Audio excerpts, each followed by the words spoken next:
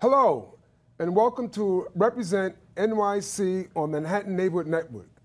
Thank you for joining us. My name is Senator Bill Perkins, and I have the privilege of representing the famous communities of Harlem, the Upper West Side, Morningside Heights, El Barrio, East Harlem, as well as Washington Heights. Today, I have some very special guests, student interns, who have joined my office for the summer. Without further ado, I'm going to have them introduce themselves to you, and then we'll have some discussion with them. Starting with you. I'm Tatiana, and... Tatiana. Yes. Very nice name. Thank you. Go ahead. I'm interning at your office because I'm interested in human rights, and I wanted to see how the legislation aspect of it goes, and I heard you're really into that. Very good. So we're going to have a good conversation about that, so I look forward to it. And yourself? My name is Tania. I wanted to intern in your office because I heard the way you debated with people and about like government policies and stuff, and I kind of like that. Okay. So I don't really debate. We usually have fights. Hi, my name is Yelam, and I'm really honored to be interning with you. And I decided to intern with you because I really like to look into the leadership aspect of government and just learn about how politics works in real life. Well, again, I'm honored that you have joined my office for the summer as interns, and I'm really anxious for the work that you're doing that I think will not only be useful for you, but I think we'll be able to use it ourselves as part of our daily work. So during this issue, we will discuss two issues.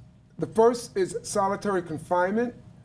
2 years ago, Assemblyman Jeff Aubrey and I were called upon by our constituency as well as our colleagues to address the inhumane practice of torture in New York State.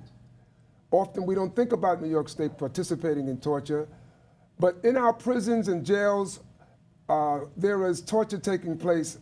Our efforts with the assistance of concerned and passionate advocates have resulted in us creating something called the Halt Solitary Confinement Act.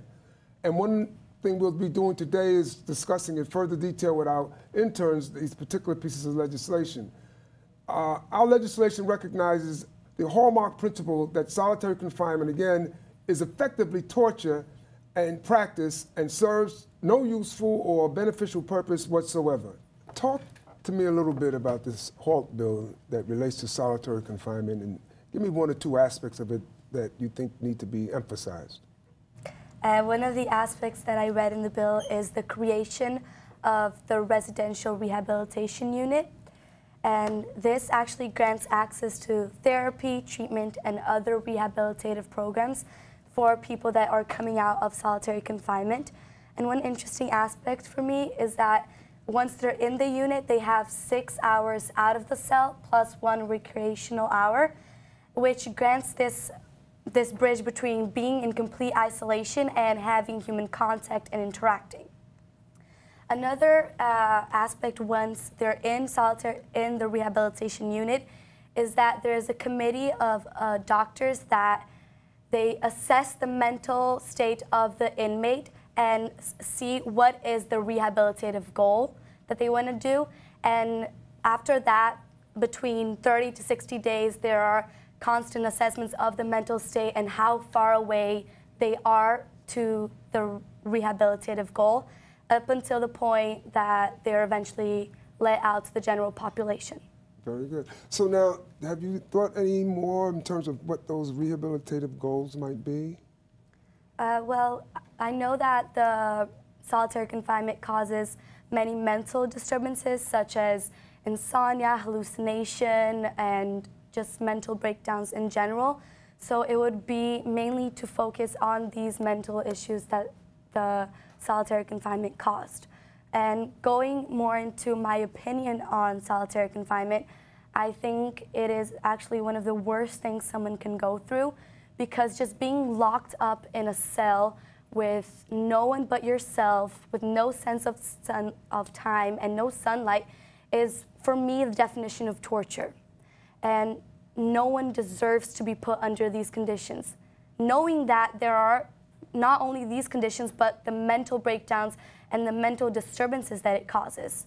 And this goes against what the prison needs to do, which is rehabilitate the inmate, because if they don't rehabilitate them, they don't have the bridge to go back to society and reintegrate to society. They will always be marked with this disturbances in their mind.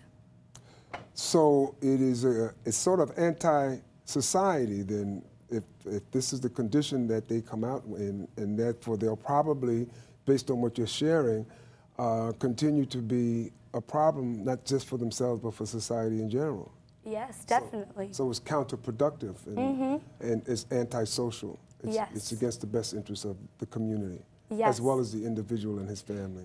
Yes, because then they also go back to the crimes that they used to commit usually, and they have higher chance of committing suicide, which is not what society wants at the end of the day. So have you given any thought to what might be an alternative, more productive way for the individual as well as for society? In terms of rehabilitation? I think that it needs to work on the values of the person, and I don't think only therapy will do that. I think through actual activities that they're doing and conversation, because once they're in it, they have a lot of anger, they have a lot of history. That's why they're in prison in the first place. So I think it's just a matter of working together with them, not necessarily just punishing them.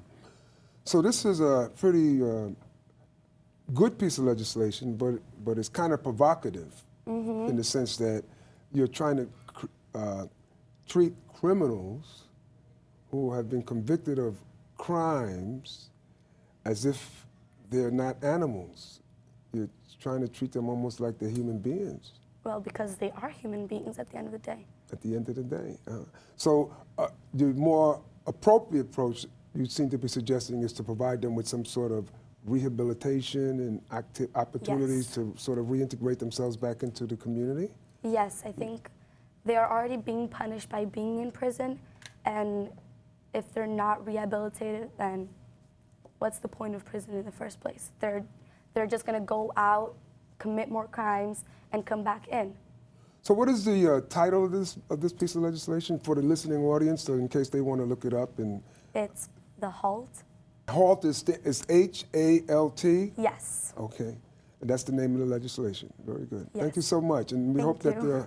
the listening audience will take advantage of what you've shared and follow up and look at the legislation and maybe give us a call to see how they can be supportive. Maybe there's a petition out there that they would want to support that they can sign on to. So now we're going to continue our conversation about solitary confinement, and we're going to hear from Tania.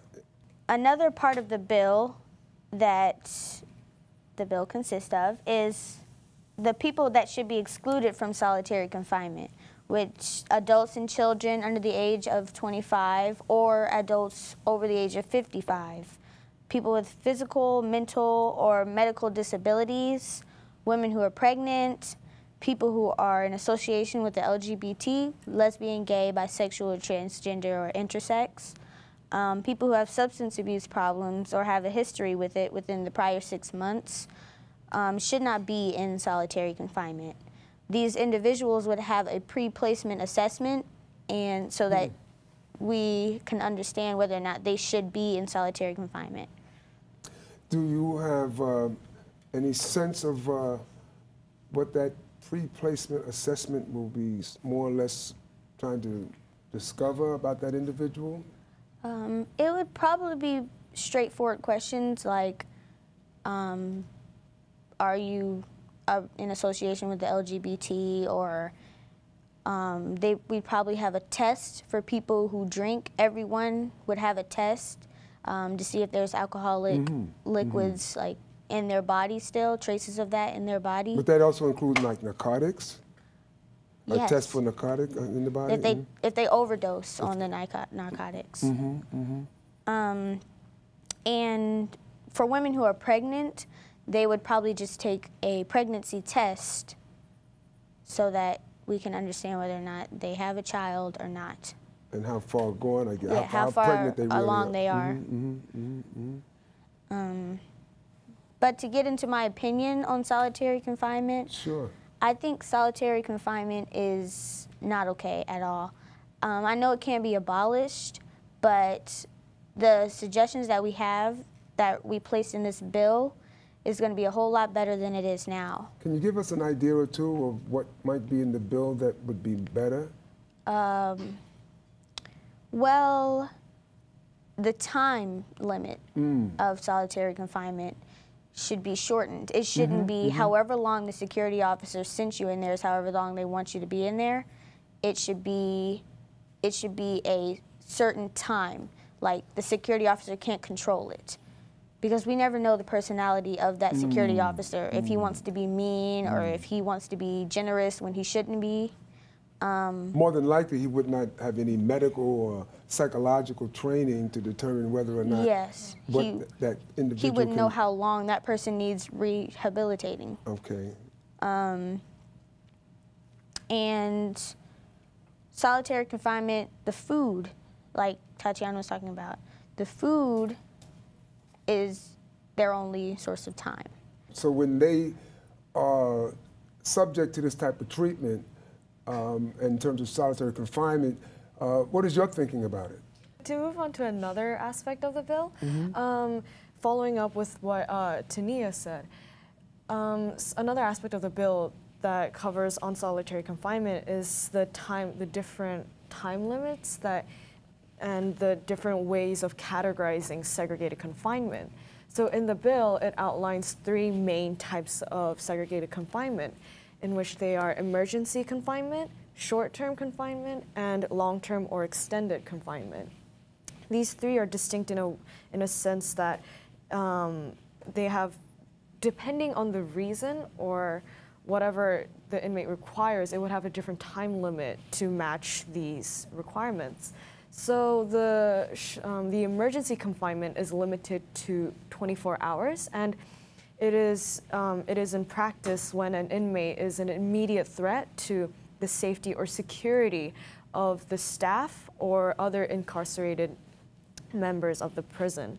And so to move on to the short-term confinement is limited to 3 consecutive days or 6 days in total within a 30-day period.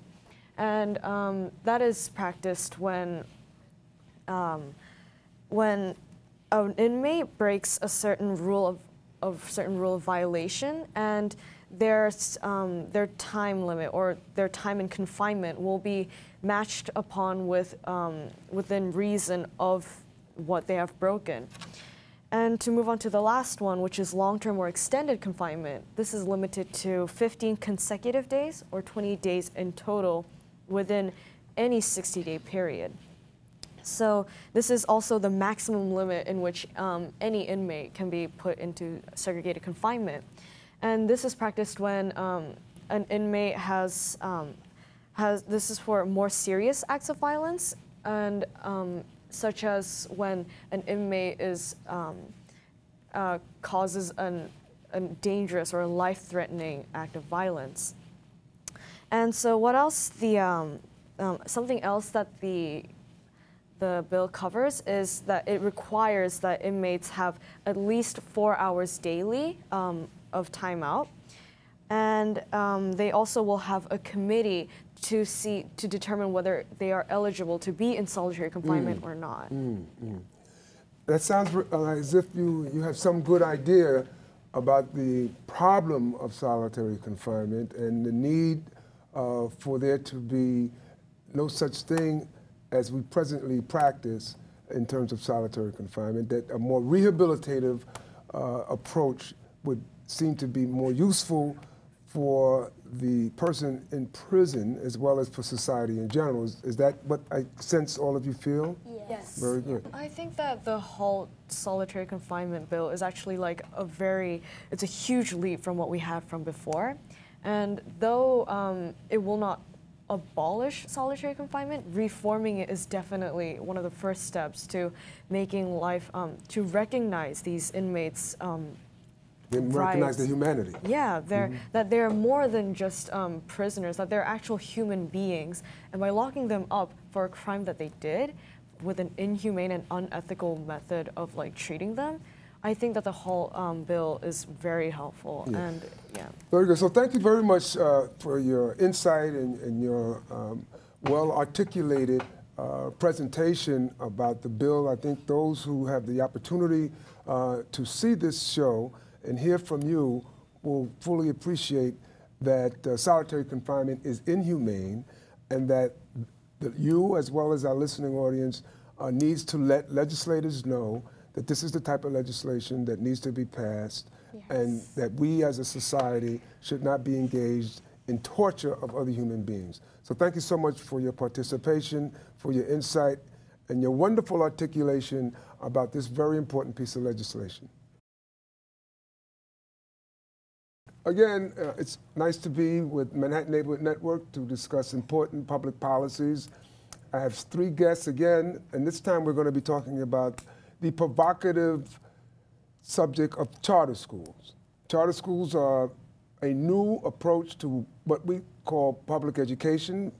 It is a controversial subject because the word public is not quite the same with charter schools as we know in terms of traditional public schools.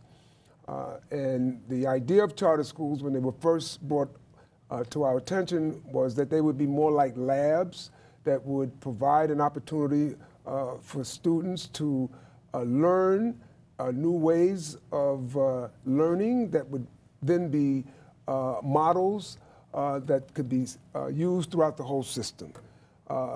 Lo and behold, that never took place. Whatever they learned about helping students do better was never identified and was never used to replicate throughout the whole system. So it has had some betrayal, so to speak, of its original purpose. So now they proliferate. A lot of money is invested into them from the public dollar, and we have yet to find out whether or not they measure up to our expectations. So you have some ideas about the charter schools that you'd like to share with our listening audience today? Thank you. I'm Anna, and I believe that charter schools are not the answer to a better education.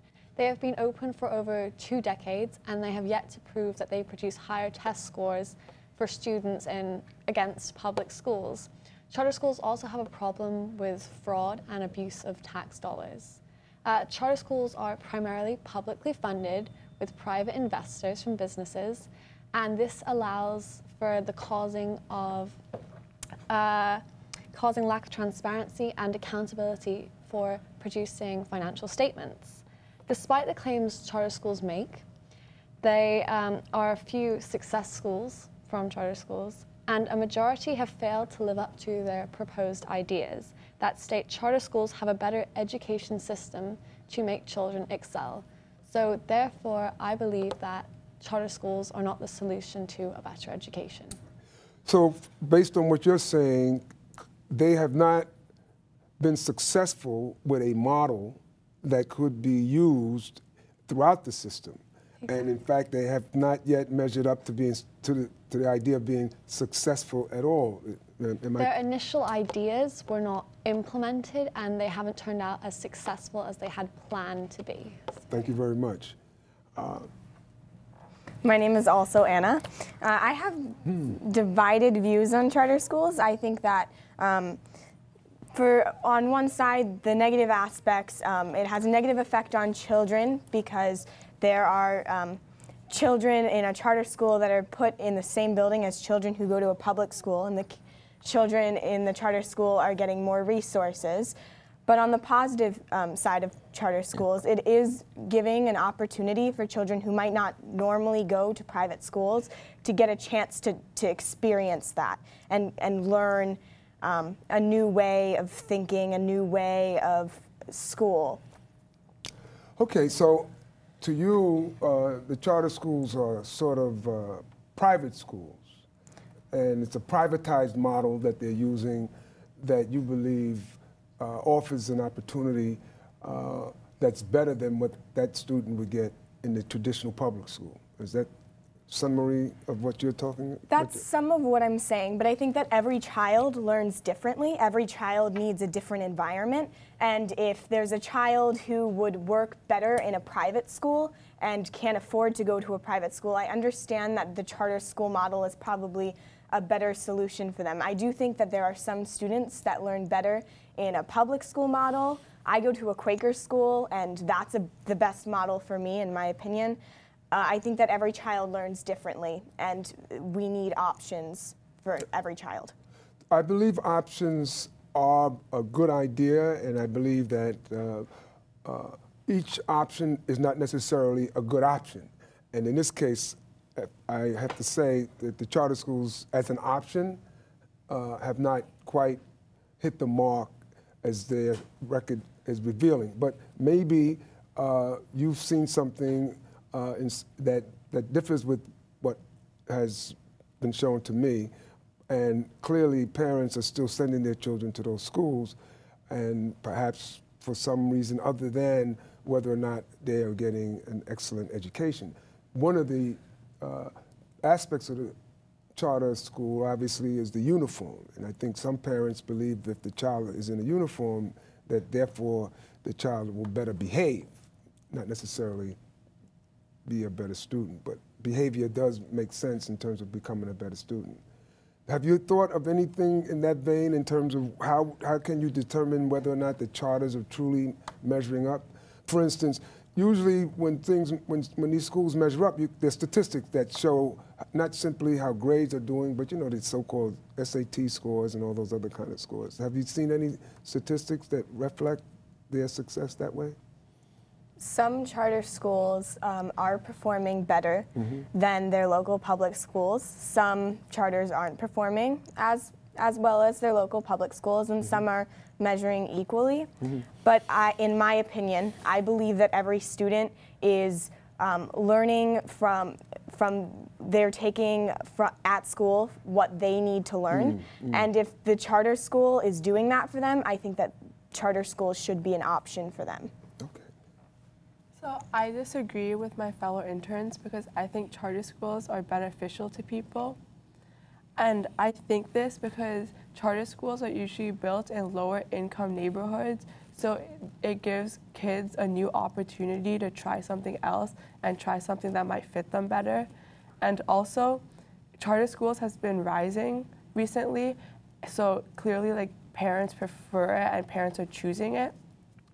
And also, they foster competition because in public schools, everyone's accepted and you can't kick anyone out unless it's something drastic.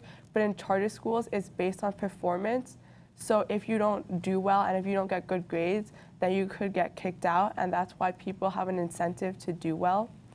And a lot of people think that charter schools, there's no transparency and accountability, but they still have to report to the government, and recently there's been stricter scrutiny because there's been more of a spotlight on charter schools and fraud, so now they're working to make it better. Okay. And also they have to report back to the government based on the student's success in order to get funds.